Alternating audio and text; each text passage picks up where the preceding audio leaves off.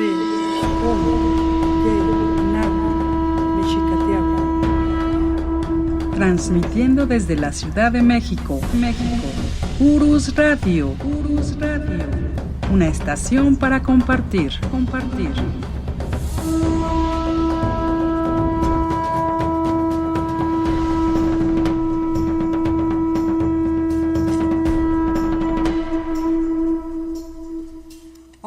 Hola, ¿qué tal? ¿Cómo están? Muy buenas noches, amigos de Urus Radio. Aquí estamos con ustedes nuevamente, transmitiendo para ustedes la verdadera historia de México, un programa de historia que el profesor Francisco Mendoza, es el que se encarga de narrar estos grandiosos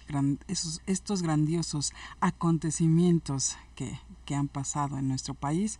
Y pues los saludo, soy Doris, estamos a 17 de julio de 2023 y aquí está con nosotros el profesor Francisco Mendoza. Profesor, ¿cómo está? Buenas noches. Licenciada, buenas noches, amigos de Urus Radio, muy buenas noches. Qué gusto estar un lunes más por aquí, licenciada. Y bueno, seguimos con la serie de los Tlatoanis de México Tenochtitlan. El día de hoy vamos en el episodio número 12 y el día de hoy, profesor, ¿de quién nos va a hablar? Bueno, pues nada más y nada menos, considerado el último Tlatoani de México Tenochtitlan, aunque todavía platicaremos la próxima semana de más Tlatoanis que hubo después de Cuauhtémoc, ya bajo la dominación castellana. Pero hoy el tema es Cuauhtémoc directamente. Perfecto, pues estamos listos, como luego lo comenta el profesor, con nuestro té de boldo, porque vamos a hacer corajes. Sí, creo que sí vamos a hacer coraje y bueno, pues ya para iniciar, amigos, a platicar de este tema. Este tema, bueno, hemos leído los comentarios que se han hecho, 99.9% muy favorables. Gracias de veras por sus comentarios, por pues esas opiniones que ustedes expresan. La verdad nos llena así de satisfacción, de orgullo poder estar compartiendo con ustedes nuestra historia. Hay personas, y también lo digo con todo respeto, que igual no comulgan con lo que nosotros comentamos. Es más, hace poquito me dijeron chauvinista, licenciada. Y está bien, es la opinión de alguien que los escuchó y dice que yo caigo en el chauvinismo, ¿no? Que es esta exaltación patriótica que lleva al patrioterismo. Bueno, se respeta su opinión, está bien. Creemos nosotros, amigos, que nos hace falta conocer más nuestra historia por este tipo de personajes como Cuauhtémoc y otros más que hemos estado mencionando en esta serie, porque rescatan nuestros valores. Es cierto, venimos de una mezcla, todavía hay pueblos originales, pero en sí venimos de una mezcla, tenemos esa mezcla española, ¿sí? Castellana en un inicio, española posterior. Pero también en México tenemos ascendencia árabe y tenemos ascendencia francesa y alemana y libanesa, etcétera. O sea, la verdad es que México le ha dado la bienvenida a muchísima gente y que son igual mexicanos, aunque tengan ascendencia, no sé, israelí, decíamos italianos. Somos mexicanos, aunque México como tal no existiría hasta 1821, como lo conocemos ahora, pero pues es la tierra que nos vio nacer y es la tierra que nos ha alimentado y que nos ha dado el aire que respiramos. Entonces nos sentimos mexicanos, aunque en ese tiempo todavía no existía México como tal, pero nos sentimos mexicanos y hay mucho de qué sentirse orgulloso. Y lo que buscamos es rescatar, no llegamos a un extremo nacionalismo, que la palabra es peligrosa, sí, porque los movimientos nacionalistas pues no han terminado del todo bien, pero es por la esencia de ese mismo movimiento, no porque el nacionalismo sea malo per se, sino que pues aquí ha habido históricamente quien se ha aprovechado de esos movimientos nacionalistas, y sí ha habido tragedias con todo esto, licenciada. Pero entremos al tema de Cuauhtémoc, hijo de Ahuizotl. Ahuizotl, nada más y nada menos que hijo de Ahuizotl, gran guerrero, que consolida el poderío de México Tenochtitlan. Y bueno, pues viene a ser, Cuauhtémoc viene a ser primo de Moctezuma y primo de Cuitláhuac, ¿sí? Ellos dos eran hermanos. Entonces, no hay una fecha exacta del nacimiento de Cuauhtémoc.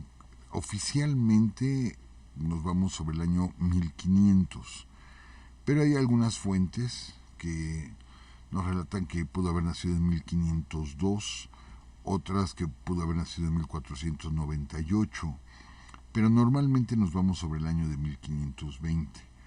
Por lo tanto, al ser nombrado Tlatoani, pues debió haber tenido entre 20 y 22 años. De todos modos, lo hace un personaje muy joven, sumamente joven. Y como habíamos comentado con ustedes, amigos, él se había convertido en Tlatoani de Tlatelolco. Y esto va a ser muy, muy importante por lo que representa. Porque realmente la Ciudad de México, o la ciudad de Tenochtitlan, mejor dicho, la ciudad de Tenochtitlan cayó antes, ¿sí? Se habla del 13 de agosto de 1521 como la caída de México Tenochtitlan. No, la ciudad cayó antes. Realmente la ciudad que cae es Tlatelolco, ¿sí? Porque ahí se da la última resistencia, que eran dos ciudades, bueno, unidas por medio de la zona chinampera, ¿sí? Pero sí estaban unidas las dos ciudades, pero México fue abandonado, por así decirlo, porque ya no se podía resistir ahí, y la resistencia se da directamente en Tlatelolco. Pero bueno, Cuauhtémoc ya había sido nombrado el Tlaltecutli. Tlacatecatl. Usted maneja mejor el náhuatl, licenciada, que yo. Tlacatecatl, esto es el comandante de los ejércitos durante el breve gobierno de Cuitláhuac. Entonces, pues no había mucho tiempo para elegir. ¿Por qué? Porque Cortés, después de esa afortunada victoria en Otumba, Cortés llega hasta Tlaxcala, y en Tlaxcala comienza pues a sanar heridas de sus gentes, recibe alimentos, recibe apoyo, y mientras pues se da lo que habíamos comentado, la terrible viruela que azota lo que es Tenochtitlan en Tlatelolco, y que algunas fuentes hablan de que murió la tercera parte de la población, otras fuentes dicen que la mitad de la población. De todos modos es mucho, es muchísimo, muchísima gente murió, y entre ellos muere Cuitláhuac, que era un gran guerrero. Por ahí algún amigo nos decía, ¿qué hubiera pasado si no hubiera muerto Cuitláhuac? Pues igual hubiera defendido la ciudad hasta lo último, la hubiera defendido. Entonces Cortés sigue recibiendo aliados, y esto hay que aclararlo bien, amigos. Por eso es que nos han hecho 2 o 3 críticas, ¿sí? Cortés es considerado como uno de los grandes guerreros de la historia, pero hay mucho de exageración por parte del mismo Cortés, hay mucho de exageración, y sabemos también que normalmente los ganadores exageran sus triunfos y ponen que mataron a más gente, que perdieron menos gente, En fin, el mismo Cortés hablaba de decenas de miles de guerreros en su contra y en Otumba. ¿Para qué? Para enaltecerse. No olvidemos que Cortés está perseguido por Diego Velázquez, no olvidemos que está fuera de la ley española, ¿sí? Hizo ahí malabares para formar un ayuntamiento y ya no depender de Diego Velázquez, que esto, bueno, va a traer consecuencias que tienen que ver con Cuauhtémoc, que dirán, ¿qué tiene que ver ahorita al finalizar? Lo comentamos, ¿dónde se liga esta parte con Cuauhtémoc? Entonces, Cortés está en Tlaxcala, y es que en ese momento que envía traer los herrajes, ¿sí? Los herrajes y material que le hubiera llevado más tiempo construir, de los barcos que tiene encallados allá en Veracruz. No quemó las naves, ¿sí? Se ha demostrado, nuestros excelentes arqueólogos, sobre todo la arqueología submarina, pues ha demostrado que no hubo tal quema de las naves. Fue un encallamiento de las naves, esto los metieron en la arena para que no pudieran navegar, y utilizan los herrajes que ya están ahí, los traen. Y comentábamos la semana pasada, bueno, pues creo que no se necesita mucha estrategia militar para saber que para atacar una isla, pues necesitas cruzar por el agua. Eso no se me hace una genialidad. Y muchos dicen, es que vean qué ingenio de Hernán Cortés, qué gran comandante Hernán Cortés, se le ocurrió hacer unos pequeños barcos, ¿sí? Para cruzar el agua. Pues no había de otra, no tenía otra opción Cortés. Ahora, los códices, amigos, cuidado con los códices. Volvemos a lo mismo, cuidado con los códices. Tenemos muy pocos códices prehispánicos, 4 nada más, y tenemos una gran variedad de códices, el florentino, en fin, muchos códices que son novohispanos. Entonces en estos códices, por ejemplo, aparecen los famosos bergantines, que realmente no eran bergantines, pero así se quedó en la historia. El bergantín sí ya es un barco como tal, pequeño, pero ya es un barco. Estos no eran bergantines, esto era canoas muy grandes o un poco más grandes de lo normal, con una vela, efectivamente con una vela, y con remeros también, ¿sí? Pero no remeros de esos remos que terminan en una parte ancha, sino como lo utilizan ahora en Xochimilco.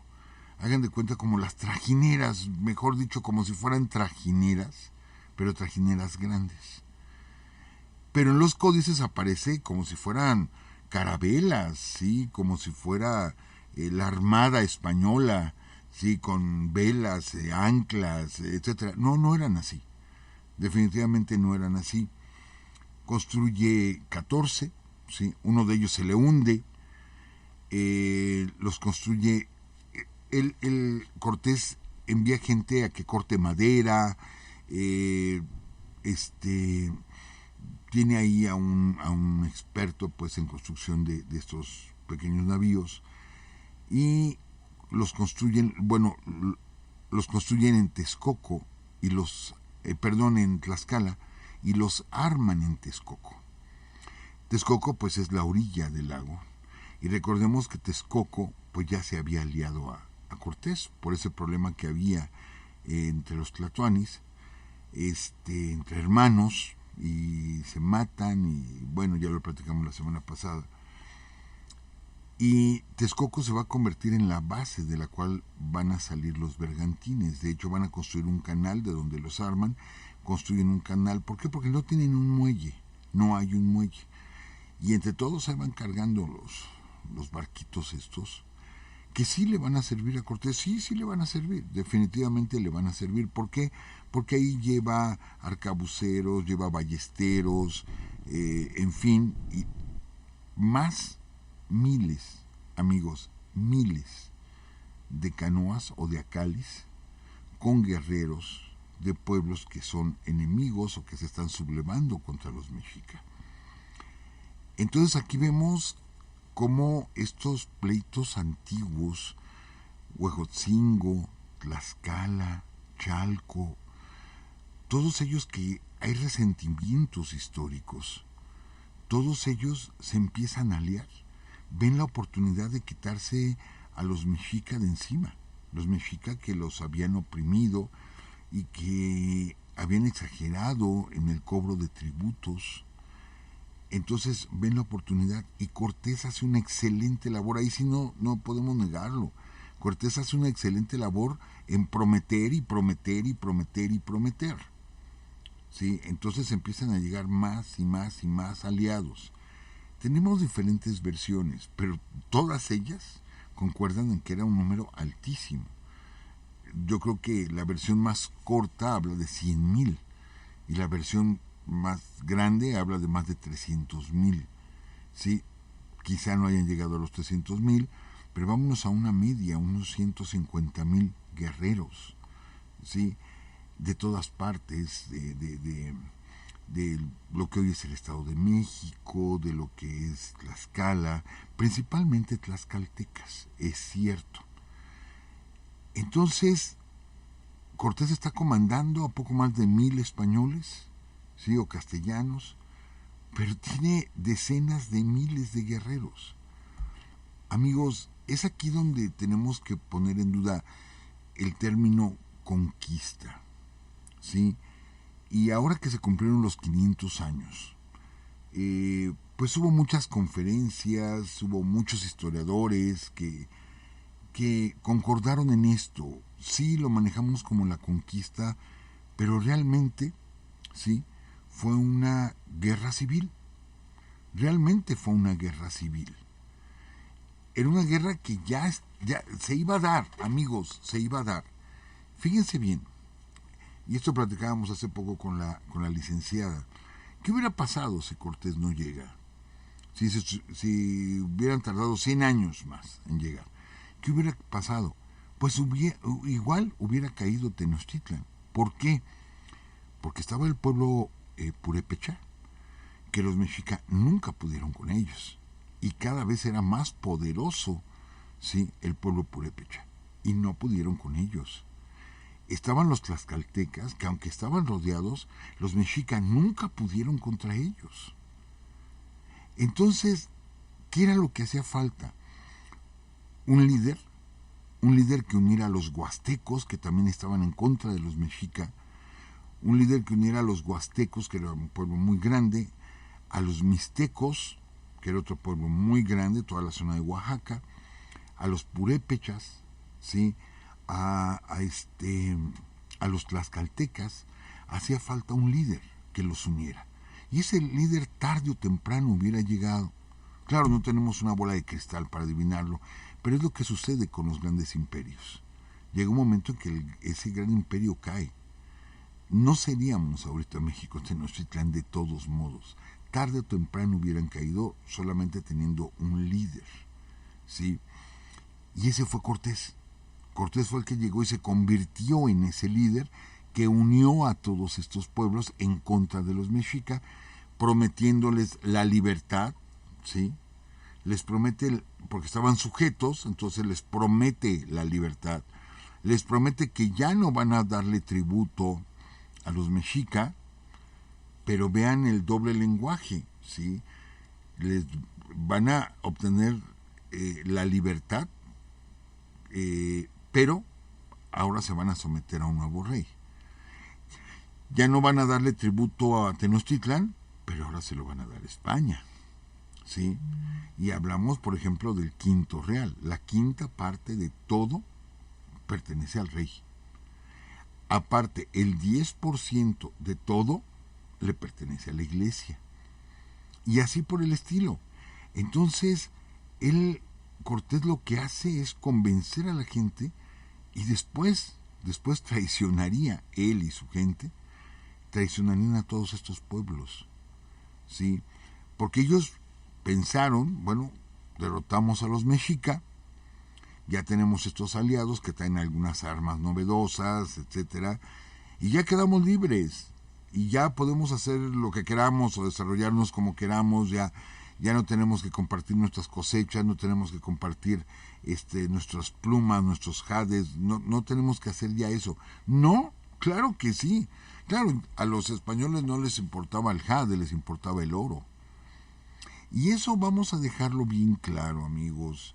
No es fomentar la leyenda negra, la famosa leyenda negra en contra de Cortés. No es fomentarla. Esa ya está. No la estamos agrandando.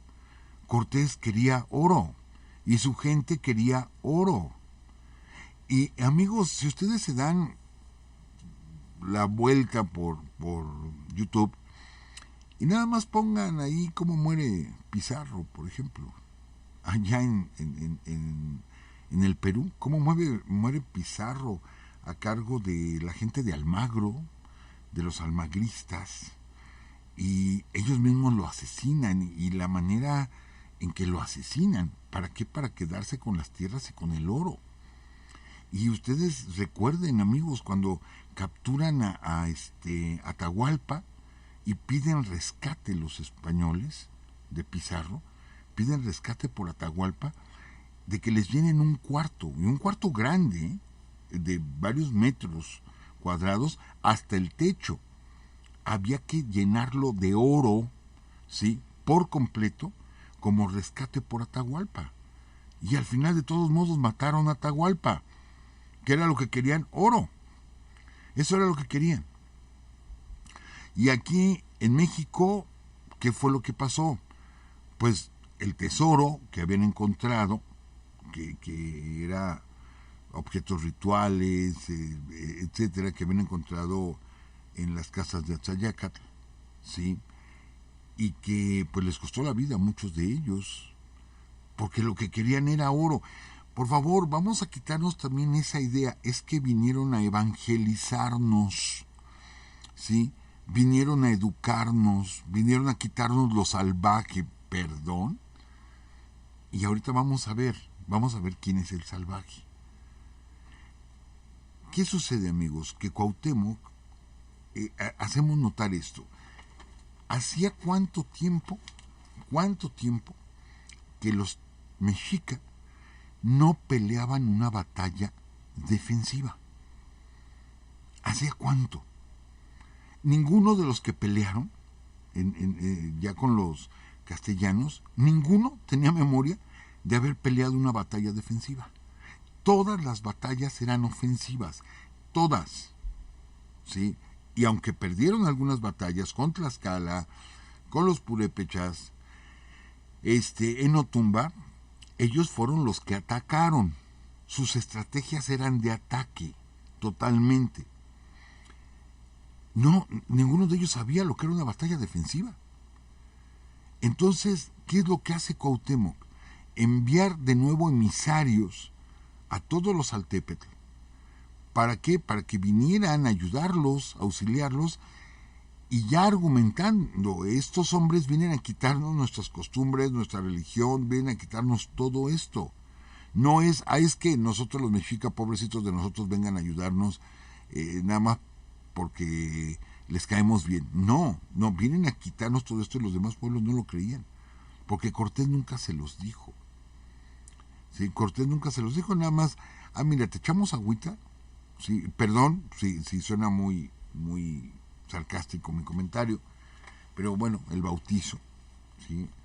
Te echamos agua y ya, no pasa nada, y te vamos a poner otro nombre y no pasa nada, y van a seguir prácticamente iguales. No fue así. Perdón, pero no fue así. Entonces, lo que hace, les digo, Cortés excelentemente es llamar aliados, y aliados, y Cuauhtémoc que empieza a llamar aliados. Pero muchos pueblos que habían sido sojuzgados, pues no quieren a los mexicas, salvo una región en especial, los pueblos del estado de Guerrero, que enviaron muchos hombres, y que es probable que Cuauhtémoc, son suposiciones de que quizá hubiera querido llegar a Guerrero y encabezar la resistencia. No lo sabemos, pero bueno, por lo menos ahí había mucha resistencia. La cuestión es que Cuauhtémoc se dedica a preparar la ciudad para una defensa. No estaba preparada.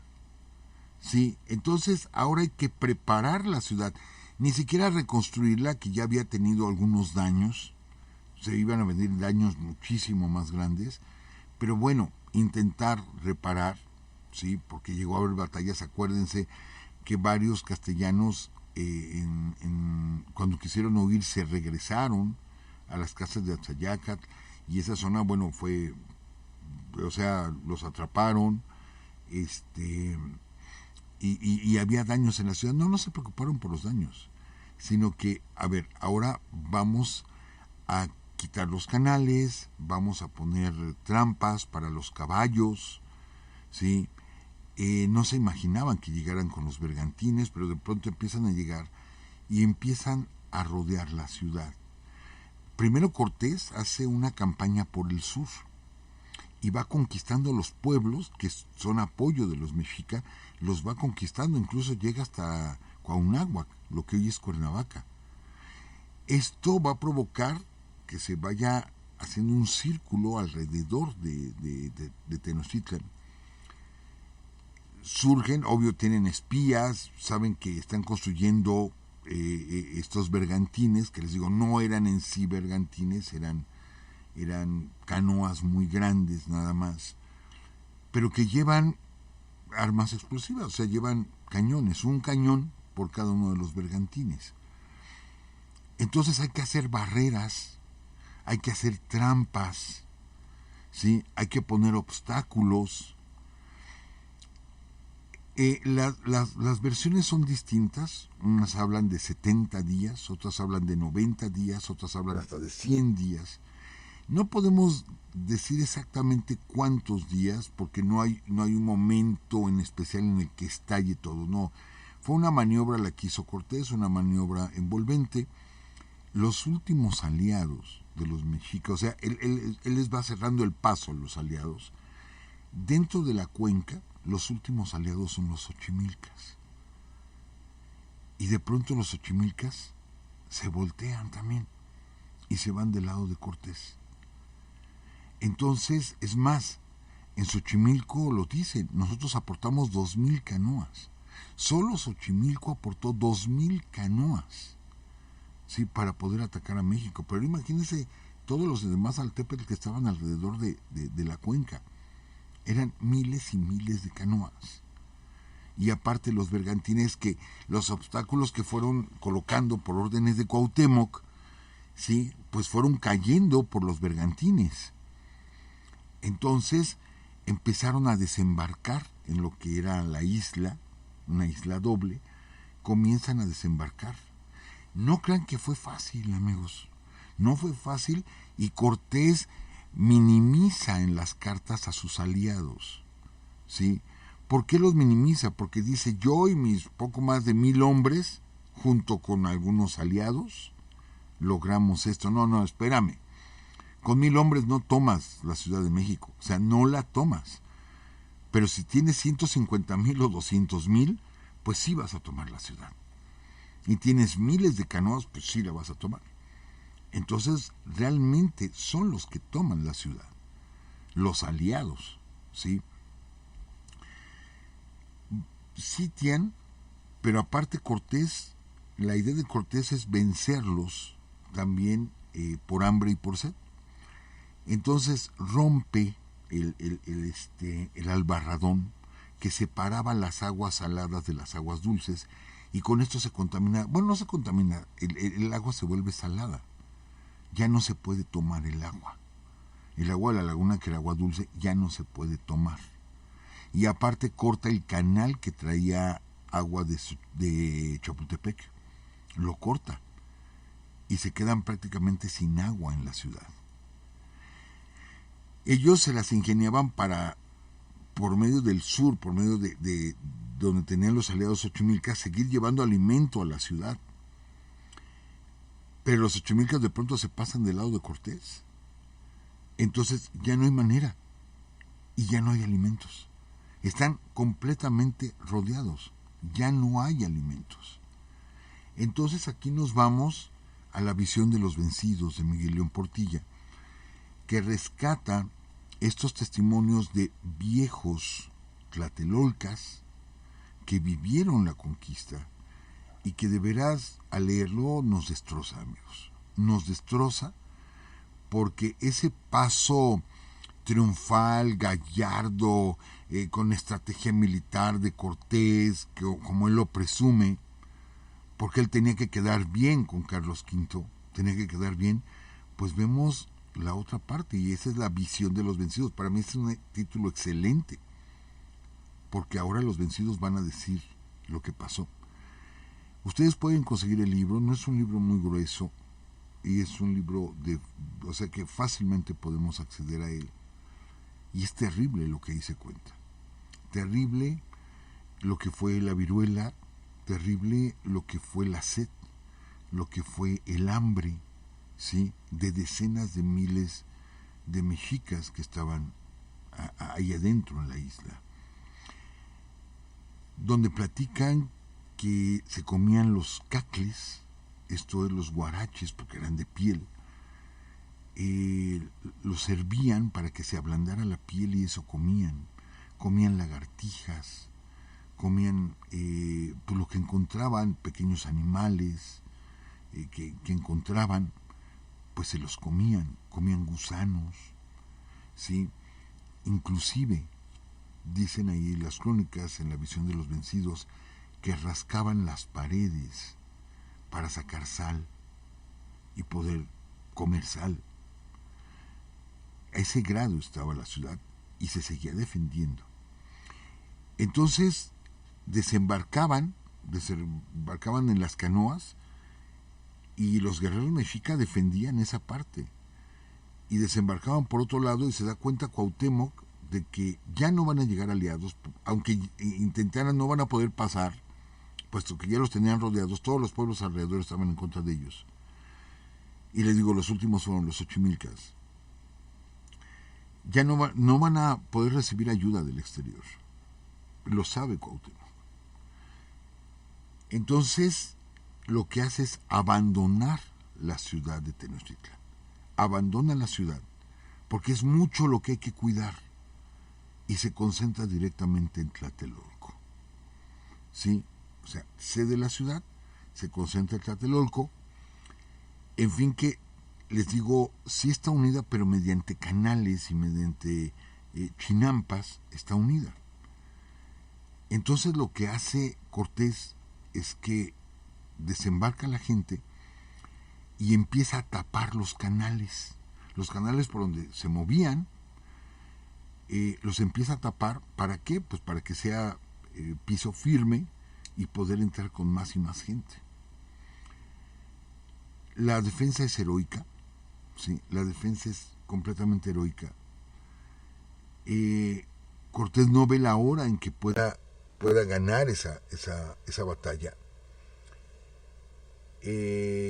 Cuauhtémoc va a caer el día 13, pero el día 9 de agosto, Cortés dice, los tengo, y lanza un ataque, ¿sí? Un ataque en todas las líneas, en todos los frentes, lanza un inmenso ataque,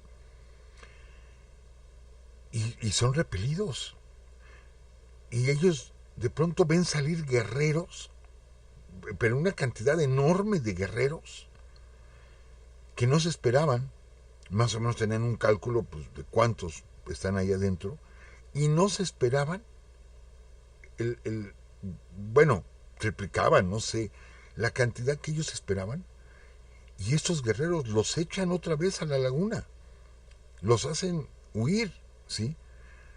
Amigos, esa última batalla que se le gana a Cortés, no eran guerreros, eran guerreras, eran las mujeres que se ataviaron como guerreros, que agarraron los escudos, que agarraron los arcos, que agarraron los mazatl, que en fin, y eran mujeres, eran niños, arrojando piedras, y derrotaron a Cortés. Cortés sufrió muchísimas derrotas ahí, no podía avanzar.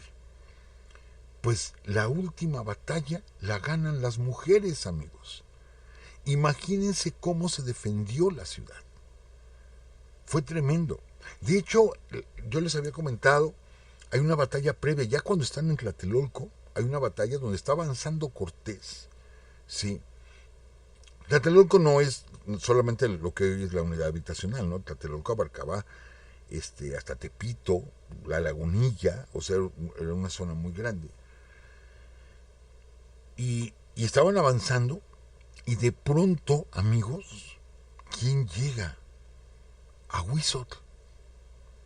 Llega Agüizotl, ¿sí? Y los mexicas que iban hacia atrás ven al gran Agüizotl y se enardecen.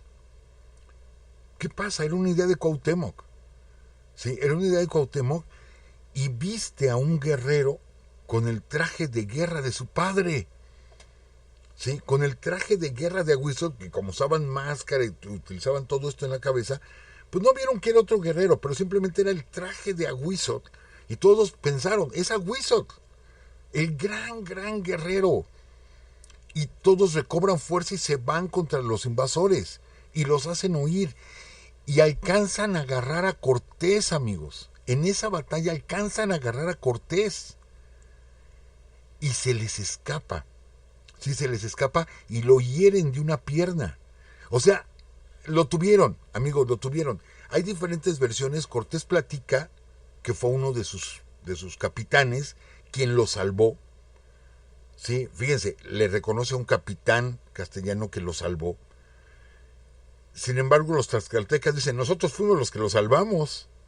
Cuando vimos que lo agarraron y que ya era herirlo, o sea, ya los mexicas sabían que ese juego de la guerra no existía en ese momento. Ahora sí era matar o morir.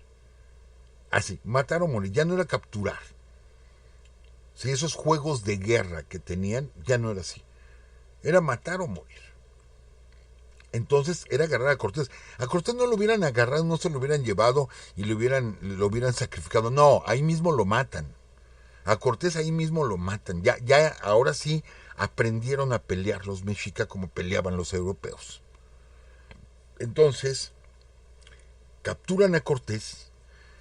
Cortés dice que es uno de sus capitanes el que lo salva. Los tlaxcaltecas dicen, nosotros lo salvamos. Pero se salvó Cortés, con una pierna herida, pero se les escapa. Pero fue una derrota de Cortés, ¿sí? Y fue una batalla ganada por Agüizotl, o por lo menos por su recuerdo, ¿sí? Por lo menos por su recuerdo. Así hubo de hechos heroicos, y les repito, y la última batalla la ganan las mujeres y los niños, son los que ganan la última batalla. Aquí son diferentes versiones, por lo menos cuatro versiones. Vamos a entenderlo así. Cada quien, como dicen, cuenta la historia a su manera. Entonces los castellanos, ¿sí?, tenían que humillar a los mexicas y dicen que Cuauhtémoc, ¿sí?, intenta escapar escondido en el piso de una canoa. Y que intenta escapar. Perdón, pero esto lo deja como un cobarde. Sí, si él se quiere poner a salvo. Otras versiones dicen que él se reúne con su consejo, con lo que queda de su consejo. Y aquí vale mencionar una leyenda, amigos, que es muy importante. Él se reúne con su consejo ahí en Tlatelolco y ven que ya no hay posibilidad. ¿Sí? Ya están cercados en Tlatelolco. Entonces dice esta versión que Cuauhtémoc se quita su penacho de guerra, ¿sí?, su penacho de guerra, se lo quita y se los entrega, ¿sí?, como en prenda al consejo ahí en Tlatelolco, y les dice, aquí se los entrego para que esto pues no cayera en poder de los castellanos. Dice, espero volver para utilizarlo de nuevo. Sí, pero si no vuelvo, que alguien más lo utilice. O sea, es como decir, aquí está, como lo hice con mi padre Agüizotl, de que rescaté su su traje e hice ganar una batalla, bueno, pues aquí está el emblema del mío, ¿sí? Aquí se los dejo. Este tocado de plumas, al parecer, fue parte del botín de guerra de Cortés, ¿sí? Y este botín de guerra fue también enviado a Europa. Entonces, fíjense bien, amigos, este comentario es bien interesante. Va pasando de mano en mano este tocado de Cuauhtémoc, ¿sí? Y actualmente está en el Museo Etnográfico de París. Pero no está visible a la gente, no lo tienen en una vitrina. Es arte plumario mexica, pero se piensa como trofeo, como botín de guerra. Acuérdense que fueron varios barcos saqueados que llevaban cosas para España y fueron saqueados. Entonces este penacho se le conoce, amigos, como el penacho de Cuauhtémoc. No solo tenemos el penacho, que ya vimos que no es penacho, el penacho de Moctezuma en el Museo Etnográfico de Viena, que ya les dijimos, amigos, pueden entrar gratis con su pasaporte. Y parece que ya no, profesor, nos acaban de mandar No me desde diga, que este año, sí, no me que en diga. enero ya empezaron a cobrar. Ay, bueno, qué bueno que nos actualiza, licenciada. Sí, nuestros amigos, gracias. Pero resulta que existe una pieza conocida como el penacho de Cuauhtémoc y que está en París, pero no está en exhibición, no se puede ver. Pero hay algunas filmaciones que pueden ustedes encontrar en YouTube. Es un penacho pequeño, ¿sí? Pero pudiera ser el penacho de Cuauhtémoc. Pudiera. No se puede afirmar por completo. No hay muchas piezas de este arte plumario, son 8 las que hay nada más. Pero ahí está, y se le conoce como el penacho de Cuauhtémoc. Pero bueno, otra versión dice, sí, que Cuauhtémoc dijo, es que no podemos resistir, estamos aquí en una ratonera prácticamente, aquí no nos podemos mover, y tenemos muchos aliados todavía en lo que hoy es el estado de Guerrero, tenemos muchos aliados, y que la idea de Cuauhtémoc era salir del sitio, ¿sí? Y poder llegar a esa zona y encabezar la resistencia. Resistencia, amigos, que ¿saben cuánto tiempo hubiera durado la resistencia? 300 años hubiera durado la resistencia, porque si somos honestos, la conquista nunca se consumó. Y tuvimos pueblos que nunca se sometieron.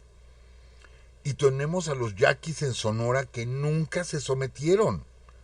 Simplemente no pudieron.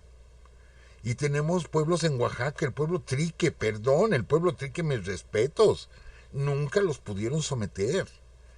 Y así hubo muchos pueblos que no los pudieron someter en 300 años. Que padecieron mucho estos pueblos, que, en fin, sí, es cierto, pero hubo varios pueblos que no los pudieron someter. Imagínense a Cuauhtémoc metido en la Sierra de Guerrero. No hubieran podido, porque les digo, se demuestra históricamente que hubo pueblos que nunca se sometieron. Pero no llegó. Entonces esa es otra versión. Y la cuarta versión es que él buscaba la rendición. Entonces son 4 versiones distintas. La cuestión es que el 13 de agosto de 1521 es atrapado Cuauhtémoc, iban varios nobles, iba Tecuixpo, que de ella platicaremos un poquito la próxima semana, que después fue esposa de Cuitláhuac, fue esposa de Cuauhtémoc, la princesa Tecuixpo. Son atrapados varios y son llevados a la presencia de Cortés. Hay un pleito ahí entre García Holguín y Gonzalo de Sandoval. Hay un pleito porque pues había una recompensa al que atrapara a Guatemus, porque así lo mencionaban ellos, Guatemus, a quien lo atrapara. Entonces se pelean por decir yo lo atrapé. Sí lo atraparon a Cuauhtémoc. Les digo, muchos dicen ya iba a rendirse, otros dicen se estaba escondiendo y quería escapar, otros dicen, ya me acordé, hay otra versión que solo leí una, de esta no hay refuerzo de esta versión, pero bueno, se las comentamos, que Cuauhtémoc pretendía retar a Cortés, a ver, como se hacía anteriormente, tú y yo, y vamos a ver quién gana. No lo creo, sinceramente, pero bueno, esa es otra versión. Lo que los invasores mencionan es que él estaba escapando, ¿sí? Casi les digo como si fuera un cobarde, y los historiadores mexicanos lo que mencionan es que quería encabezar la resistencia en otro lado porque ya en Tlatelolco ya no se podía. Y con esto, amigos, se desmorona, y varios historiadores coinciden en ello, se desmorona el mito del canibalismo y de la antropofagia, que efectivamente se ha demostrado que existió antropofagia, pero ritualística. Esto es, era consumir una parte de algún ser humano sacrificado, era consumir una pequeña parte, con un afán ritualístico totalmente, pero no que fuéramos caníbales y que en el mercado de Tlatelolco tuvieran ahí cadáveres colgando y vendiendo piezas del cadáver. O sea, claro que no. Y ahí se desmorona. ¿Por qué? Porque había tantos muertos que allá había alimento para todos. Y podían haber resistido más. O sea, había alimento. Y que en casos extremos ha sucedido, amigos. Y en pleno siglo XX ha sucedido. Y no hablamos de pueblos aislados. No. Vamos, los famosos sobrevivientes de los Andes, por ejemplo, que tienen que consumir pedazos de los cadáveres de sus compañeros para poder preservar la vida. O sea, sí hay ese tipo de detalles. Pero bueno, se han dicho tantas mentiras al respecto de que pues prácticamente toda la carne que se consumiera era la carne de los sacrificados y que éramos caníbales. Todas las exageraciones, ¿sí?, que se han dicho de nuestros pueblos. Entonces, hay una escena que hay varios cronistas la mencionan, hay pocas variaciones, de cuando es llevado Cuauhtémoc a la presencia de Cortés. Es llevado Cuauhtémoc y sabemos más o menos que le dijo: he hecho todo lo que estaba en mis manos en defensa de mi ciudad y ya no puedo más. O sea, yo ya cumplí. Toma ese cuchillo, ¿sí?, que traes y mátame. Así lo interpretan. Acuérdense, una cosa es traducción, otra cosa es interpretación. Y así fue interpretado, ¿sí? Pero realmente, ¿por qué? Porque no conocían las costumbres de aquí. Realmente lo que Cuauhtémoc pedía era morir con la dignidad de un guerrero, de que había hecho todo lo que estaba en sus manos y que fuera sacrificado. Eso es lo que pedía, el sacrificio para poder acompañar al sol en su camino, como lo hacían los grandes guerreros, ¿sí? Poder acompañar al sol en su camino. Cortés les dice que él no puede hacer eso. O sea, él se lo traducen o se lo interpretan como que lo mates. Pues no lo voy a matar. Y uno dirá, mira qué nobleza de Cortés, qué noble hombre, que el otro le dice mátame y yo le digo no lo hace porque no le conviene, porque ahora lo va a utilizar, ¿sí? Va a utilizar a Cuauhtémoc. Él va a seguir siendo tlatoani, ¿sí? Va a seguir siendo tlatoani, pero obviamente preso. Él se da cuenta de la importancia que tiene él y otros prisioneros, y sobre todo algo muy importante, amigos, ¿sí?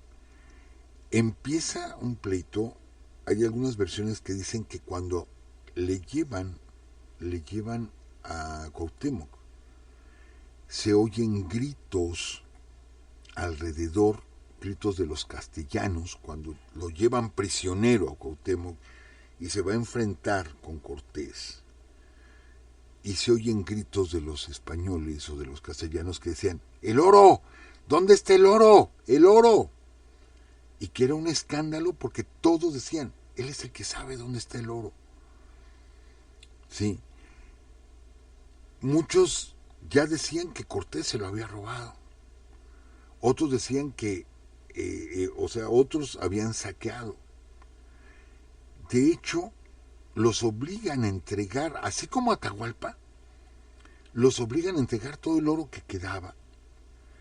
Y llevan una canoa, una cali entero. Se lo entregan a Cortés con oro. Sí, una cali completo. Pero ellos sabían que habían dejado muchísimo más. Entonces, amigos, lo que sucede es que Cortés se hace tarugo, ¿sí? Se hace tarugo y algunos de sus hombres deciden, pero él autoriza.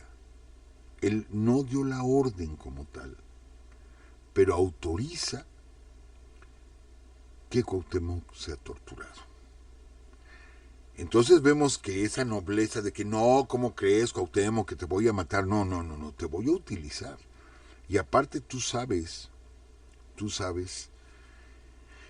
muchas cosas que a mí me interesan.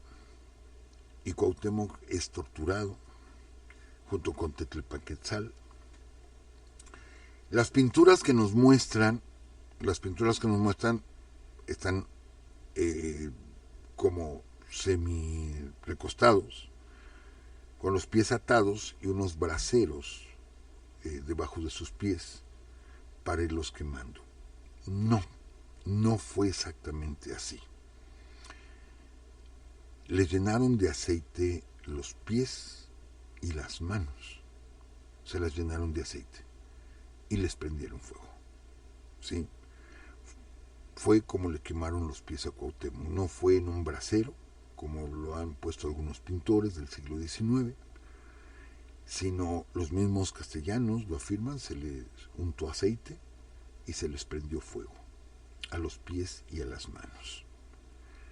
De tal forma que después fueron curados, que Tetlepaquetzal, sí, imagínense la tortura, le pide autorización a Cuauhtémoc, que lo autorice a hablar. Y sí se da esa famosa frase, sí, que nos la cambiaron en el siglo XIX, que decía, ¿acaso estoy yo en un lecho de rosas? No había rosas aquí, o ese tipo de rosas. Sino lo que dijo, que ¿acaso estoy yo en un baño? ¿Sí? O estoy en el deleite, dijo, estoy en el deleite o estoy en un baño. O sea, yo también lo estoy padeciendo. Pero, pues ellos querían esto que para los antiguos mexicanos no tenía el valor. No tenía el valor. Y Cuauhtémoc acaba por decir sí, después de 4 días de tortura, de estarle quemando los pies y las manos. Después de 4 días, Cuauhtémoc les dice, todo se arrojó a la laguna. Y llevan a Cuauhtémoc, así malherido, a que le señale dónde arrojó todo. Y efectivamente sacan solamente un disco, pero lo que ellos dicen, un disco de oro como el primero que nos regalaron. ¿Se acuerdan, amigos, que ese es algo que les envió Moctezuma? Un disco de oro y un disco de plata, que era como el sol y la luna, ¿sí? Que era pues un objeto más ritualístico, no tenía para los antiguos mexicanos, no tenía el mismo valor el oro que para los invasores. Y fue lo único que encontraron, un disco de oro, pero así como el primero que les habían dado. Fuera de eso, amigos, y me acuerdo que tenemos un programa, ¿verdad, licenciada?, del Tesoro de Moctezuma, sí, así es, donde les dijimos los posibles lugares, sí, donde pueda estar, Y qué bueno que aquí se quedó, sí, qué bueno que ahí está. Tenemos un tejo de oro, o sea, sabemos, se confirma la historia, pero ellos lo que querían era eso, no venían, no les interesaba evangelizar, ni quitarnos los salvajes, ni eso no les interesaba en lo más mínimo. Ellos querían oro, eso era lo que ellos querían. Amigos que tanto defienden la conquista, sí, después vendrían misioneros que le enseñarían mucho a nuestra gente, indudable, pero estos primeros era lo único que querían, no querían otra cosa. Y bueno, pues yo creo que aquí nos detenemos, licenciada, porque se nos fue el tiempo, todavía nos falta, pues haremos Cuauhtémoc segunda parte la próxima semana, licenciada. Solamente vamos a platicar cómo es que Cuauhtémoc, sí, sigue acompañando al sol en su camino. Lo platicaremos la semana que entra. Okay, muchas gracias, profesor. Pues, ¿qué decir de estas historias que nos cuenta? Gracias. De hecho, también hay algunos mensajes que nos envían nuestros amigos. Fernando Vasallo, le agradecemos, que nos comenta que en el libro de Historia de la Nación Chichimeca de Fernando de Alba Iztlizóchitl, dice que Cortés se vio en un gran aprieto porque cansado su caballo se dejó caer, y como lo vieron a pie, lo cercaron los enemigos, y con una lanza se defendió valerosamente de ellos hasta que llegó Chichimecatecutli y el caudillo de los tlaxcaltecas a socorrerle, y uno de los criados de Cortés, con ayuda y con el socorro que llegó después. Sí, lo que decimos, pero ¿qué creen que eso lo dice quién? Fernando de Alba Iztlizóchitl.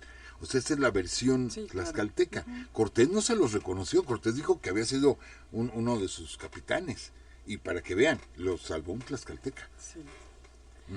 Sí, y bueno, también hay otras situaciones que se dieron, y de hecho el profesor ya lo había comentado, que qué es lo que quiere decir o qué significa Cuauhtémoc, que es águila que cae o sol que desciende, pero también está también la versión o el significado, el que desciende como águila.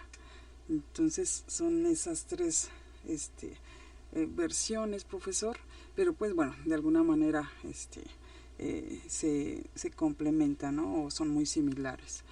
Y hay otra cosa que algo que me llamó mucho la atención, que nos comentan creo que en la revista de Arqueología Mexicana, que dice que en plena lucha, cuando estaban en plena lucha en el Templo Mayor,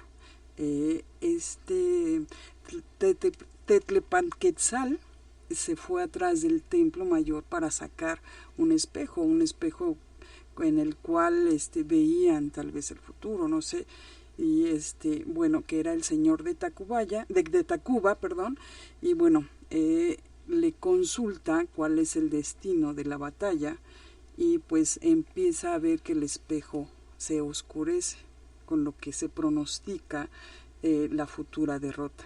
Y así que Tetlepanquetzal busca a Cuauhtémoc para darle la noticia, y a él lo encuentra de alguna manera pues desfallecido y sin aliento, que por tal motivo pues ya no había subido al templo a luchar.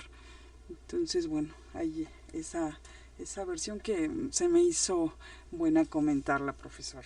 No, adelante, licenciada, y pues les digo, vamos a dejar esta parte de la historia donde es hecho prisionero Cuauhtémoc, y pues platicaremos el resto de la historia la próxima semana, licenciada. Sí, y como ya hemos comentado también que hay varias versiones, también se encontró que, bueno, se menciona que no fue gobernante de Tlatelolco, pues había varios regidores, y bueno, y entre ellos Cuauhtémoc, pero que como gobernante, como Tlatoani de Tlatelolco, no fue. Bueno, son diferentes versiones. A ver, sí, hay que aclarar esa parte. Es que no tuvo tiempo. O sea, cuando reorganiza todo Cuitláhuac, nombra a Cuauhtémoc, Tlatoani, sí, lo nombra, pero no hay tiempo de ejercer, ¿no? Hay que organizar la defensa, hay que llamar aliados, o sea, no tuvo tiempo de ejercer como tal, o sea, ya de sentarse en su trono y dar órdenes como tal, pues no fue como tal. Bueno, muchas gracias, profesor. Gracias a todos nuestros amigos que se encuentran en el chat. Gracias por estar con nosotros lunes tras lunes. Y bueno, había varios mensajes, varios anuncios que hacerles. Pues la próxima semana, que es el 26 de... Sí, es el miércoles 26, ¿verdad, profesor? El profesor estará en Palacio de Minería a las 7 de la noche, continuando con, hablando de Francisco Villa, profesor. Sí, de este miércoles en 8, amigos, estaremos en el Palacio de Minería. Hay que registrarse. Todavía no sale, ¿verdad? No, todavía no, pero estemos pendientes, por favor, amigos. Sí, para hacer el registro. Sí, porque están de vacaciones. Están de vacaciones en el Palacio de Minería. Pero es de este miércoles en 8, la segunda parte de Francisco Villa, que bueno, estamos a 6 días del 100 aniversario de su asesinato. Entonces vamos a hablar de la segunda parte de Francisco Villa y el martes, licenciado. Sí, el martes... estaremos igual con nuestros amigos de Expochess en su página de YouTube. Igual estaremos transmitiendo en Spotify sobre la necesidad del juego en la sociedad, profesor. Sí, interesante, muy interesante el tema, la necesidad de jugar. Y hablaremos desde la parte psicológica y desde la parte histórica de lo que es el juego en la sociedad, licenciada. Muy interesante el tema. Y también agradecemos a nuestros amigos del podcast El Delicioso por invitarnos a hablar de la Malinche. Vamos a ver también cuándo se transmite, ya les estaremos avisando, pero muchas gracias. ¿Y qué más nos falta, profesor? Saludamos así de rápido porque ya es muy tarde a Paulina y Donaldo Matías, a Héctor Caballero de Chihuahua, a Pedro Coelho, Jaime, a Miguel Ángel Rodríguez, a Ever, a nuestro amigo, saludos. Felicidades también por tu cumpleaños, Dani, es el hijo también de nuestro amigo Gerardo Solano, a Edgar Ávila, también pregunta por libros de la época prehispánica. Y pues ahora sí nos vamos. También les agradecemos a todos nuestros amigos que nos ayudan y recomiendan el programa. Hay personas que, nos hemos encontrado con algunos videos en TikTok. Muchas gracias. Muchas gracias por recomendarnos. Y pues ahora sí nos vamos, profesor. Sí, le dejé poco tiempo, licenciada, pero es que esta historia está increíble. Oh, sí, no se preocupe. Nos vemos, amigos, cuídense mucho. Los esperamos el próximo lunes. Hasta luego y nos vamos, cuídense mucho.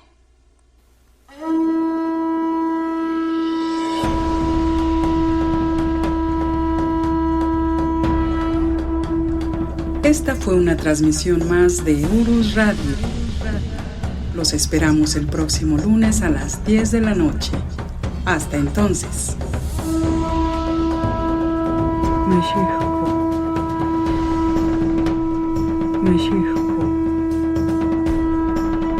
México.